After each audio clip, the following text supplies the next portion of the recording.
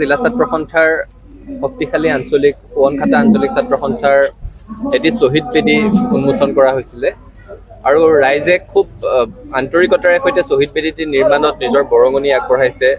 ৰাইজে শ্ৰমদান কৰিছে, অৰ্থনৈতিকভাৱে সহায় কৰিছে আৰু ৰাইজৰ বুকুৰ উমেৰে সৈতে জীপাল এই শ্বহীদ বেদীটি উদ্বোধন কৰাৰ দায়িত্ব লাভ কৰি আমি কৃতাৰ্থ হৈছোঁ। আৰু একে সময়তে আজি এই সোৱণঘাটা অঞ্চলতে সদৌ বাক্সা জিলা ছাত্ৰ সন্থাৰ প্ৰতিনিধি সভাৰ আয়োজন কৰা হৈছে আৰু এই প্ৰতিনিধি সভাৰ অন্তত এখন নতুন সমিতি গঠন হ'ব। আমি আশা কৰিছোঁ যে নতুনকৈ গঠন হ'ব লগা সমিতিখনে বাক্সা জিলাৰ স্থানীয় সমস্যাসমূহক অগ্ৰাধিকাৰ দি সেইসমূহ সমাধানৰ কাৰণে ৰাইজৰ সহযোগত সংগ্ৰাম অব্যাহত ৰাখিব। তাৰ সমান্তৰালভাৱে এই বাক্সা জিলাৰ লগতে সমগ্ৰ বিটিআৰ অঞ্চলৰ ছাত্ৰ ছাত্ৰীসকলে অনুভৱ কৰি থকা শৈক্ষিক সমস্যাসমূহ, ইয়াৰ শিক্ষানুষ্ঠানৰ সমস্যাসমূহ, ৰাইজৰ সমস্যাসমূহ, এই আটাইবোৰক অগ্ৰাধিকাৰ দি এইবোৰৰ সমাধানৰ সূত্ৰ বিচাৰি চৰকাৰৰ ওচৰত হেঁচা প্ৰয়োগ কৰিব। আৰু ৰাইজলৈও আমাৰ আহ্বান যে যি নতুন সমিতি হ'ব বা সদৌ বাক্সা জিলা ছাত্ৰ সন্থাৰ আমাৰ কৰ্মীসকলে খুব কষ্টৰে সৈতে ইয়াত সংগঠনটো গঢ়ি তুলিছে, সংগঠনটো আগবঢ়াই লৈ গৈ আছে। ৰাইজে যেন অভিভাৱকত্ব প্ৰদান কৰে, ৰাইজে আশীৰ্বাদ প্ৰদান কৰে আৰু ক'ৰবাত যদি এচুলি মানুহ নিজৰ লক্ষ্যৰ পৰা নিজৰ কক্ষৰ পৰা আমাৰ ছাত্ৰ সন্থাৰ কৰ্মীসকল বিচলিত হোৱা যেন দেখে, ৰাইজে যাতে নিজৰ সন্তান বুলি অনুশাসনৰ জৰিয়তে তেওঁলোকক শুধৰাই লয় আৰু ছাত্ৰ সন্থাটোক বুকুৰ উমেৰে যাতে জীপাল কৰি ৰাখে তাৰ বাবে সকলোকে অনুৰোধ জনাইছোঁ। চাওক, অসমত যিখন এতিয়া ৰাজ্য চৰকাৰ চলি আছে, চৰকাৰখন যেতিয়া গঠন হৈছিলে তেতিয়া অসমক দেশৰ 5খন শ্ৰেষ্ঠ ৰাজ্যৰ ভিতৰত এখন কৰিম বুলি কৈছিলে। চৰকাৰ চলোৱাৰ 3 বছৰ হৈ গ'ল।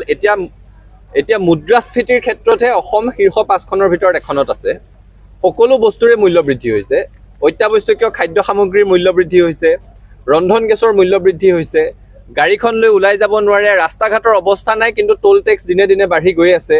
তাৰ সমান্তৰালভাৱে আপোনালোকে চৰকাৰী চিকিৎসালয়সমূহত যদি চাই, চিকিৎসাৰ পুতৌ লগা অৱস্থা। ব্যক্তিগত খণ্ডৰ চিকিৎসালয় এখনত যদি কিবা কাৰণত ৰোগীক সোমোৱাব লগা হয়, 2 দিন ভেণ্টিলেশ্যনত থাকিলে ঘৰৰ মাটি একঠা বন্ধকত দিবলগীয়া এটা পৰিৱেশৰ সৃষ্টি হয়।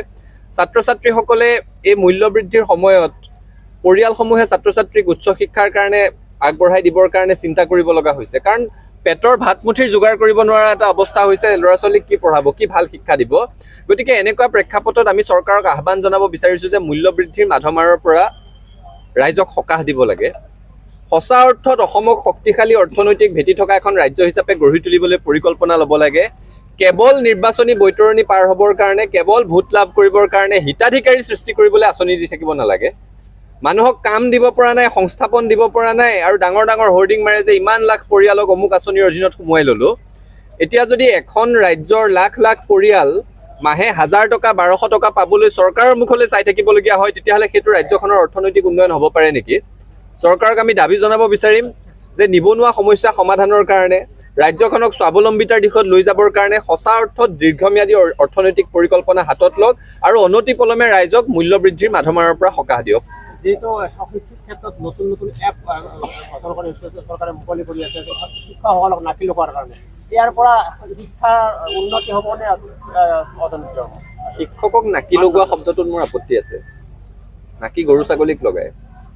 শিক্ষাগুৰুসকলৰ বিষয়ে তেনেকুৱা ধৰণৰ বাক্য যদি কোনোবাই ব্যৱহাৰ কৰিছে, ভুল কৰিছে। দ্বিতীয় কথাটো হৈছে যে শিক্ষকসকলৰ যিসমূহ সমস্যা আছে সেই সমস্যাৰ প্ৰথমতে সমাধান কৰক। শিক্ষকক জোৰ কৰি শিকাবৰ প্ৰয়োজন নাই যে কি ধৰণে পাঠদান কৰিব লাগে। শিক্ষকে নিজৰ দায়িত্ব নিষ্ঠা সহকাৰে কৰি আছে, কিন্তু এজনীয়া শিক্ষকৰে সৈতে কিমান স্কুল চলি আছে চৰকাৰে সেইটো শ্বেতপত্ৰ প্ৰকাশ কৰক। প্ৰতি 30 গৰাকী ছাত্ৰ ছাত্ৰীৰ বিপৰীতে একোগৰাকী শিক্ষক যে থাকিব লাগে কিমানত নাই সেইটো প্ৰথমতে ৰাজহুৱা কৰক। একেটা শ্ৰেণী কোঠাতে 4-5টা শ্ৰেণীৰ পাঠদান যে কৰি থাকিব লগা হৈছে সেই পৰিৱেশৰ সলনি কৰক।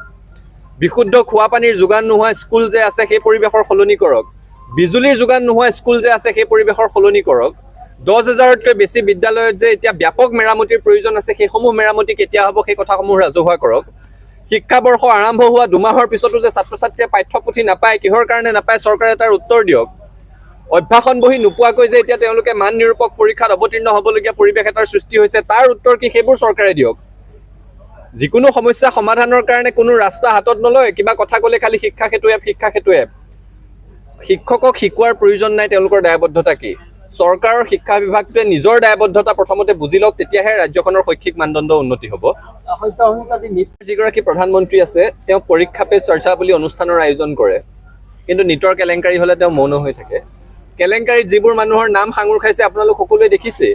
ছাত্ৰ সন্থাৰ স্পষ্ট দাবী যে গোটেই বিষয়টোৰ সুবিচাৰ হ'ব লাগে আৰু যিসকলে এই জঘন্য অপৰাধত লিপ্ত হৈ আছে যিটো কেলেংকাৰীৰ অভিযোগ উঠিছে ছাত্ৰ ছাত্ৰীৰ মূৰ খোৱাৰ এটা ব্যৱস্থা হৈছে গতিকে এই কেলেংকাৰীত জড়িতসকলক কঠোৰৰ পৰা কঠোৰতম শাস্তি দিব লাগে যাতে ভৱিষ্যতে কোনো দুষ্ট লোকে ছাত্ৰ ছাত্ৰীৰ জীৱনক লৈ হেতালি খেলাৰ এনেকুৱা কথা ভাবিবও নোৱাৰে ভাৰতবৰ্ষত তাৰ ব্যৱস্থা গ্ৰহণ কৰিব লাগে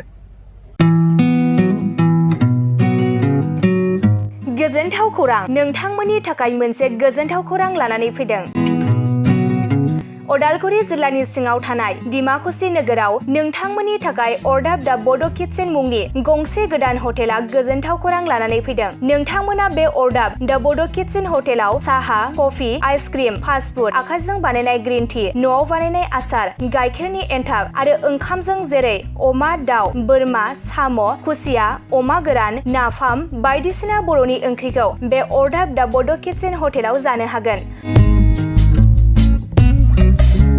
अरदाब दा बड' किटचेन हटेला डिमाकुसि सेन्ट्रेल बेंकनि खोलाहा बरुवा रेडिअ मबाइल गलाजों नांजाबनाय सोरबाफोर अरदाब दा बड' किटचेन हटेलाव बायदिसिना जामुं आदार जानो थाखाय सिगांग्रो अर्डार हरनोब्ला नैबे 8135967290 जामबुं नाम्बाराव कल खालामनानै बुकिं खालामहरनो हागोन गोजोनथाव खौरां अरदाब दा बड' किटचेन हटेलाव गोबां न'आव बानायनाय मोजां जाग्रा आदारखौ मोननो हागोन